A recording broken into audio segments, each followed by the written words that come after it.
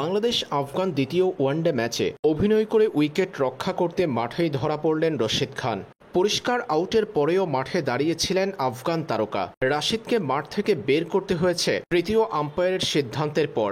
বোলিংয়ে বাংলাদেশ ক্যাপ্টেন মেহেদী হাসান মিরাজের দারুণ সুইং 6 হাঁকাতে গিয়েছিলেন রশিদের ব্যাট ছুঁয়ে বল সরাসরি গিয়েছে তানভীর ইসলামের হাতে। অসাধারণ ক্যাচ ধরেছেন তানভীরের ক্যাচের পর পরিষ্কার আউট বুঝেও আম্পায়ারকে ধাঁধায় ফেলতে মাঠে দাঁড়িয়েছিলেন রশিদ খান। বুঝাতে চেয়েছিলেন বল তার ব্যাট স্পর্শ করে তারপর গ্রাউন্ড স্পর্শ করেছিল, পরেই গিয়েছে তানভীরের হাতে। তৃতীয় আম্পায়ারের কাছে সিদ্ধান্ত পাঠাতে বলেন রশিদ। কনফিট 2 আম্পায়ার তা করেন। পরে তৃতীয় আম্পায়ার বারবার রিপ্লেতে রশিদ খানকে দেখিয়ে দিয়েছেন তার ব্যাট স্পর্শ করে সরাসরি বল গিয়েছে তানভীর ইসলামের হাতে, অর্থাৎ পরিষ্কার ক্যাচ। নট আউটের অভিনয় করে মাঠেই ধরা পড়লেন রশিদ খান। বিব্রতকর পরিস্থিতি তৈরি হয়েছে সে সময়। পরে মাথা নিচু করে মাঠ ছাড়েন আফগান তারকা রশিদ।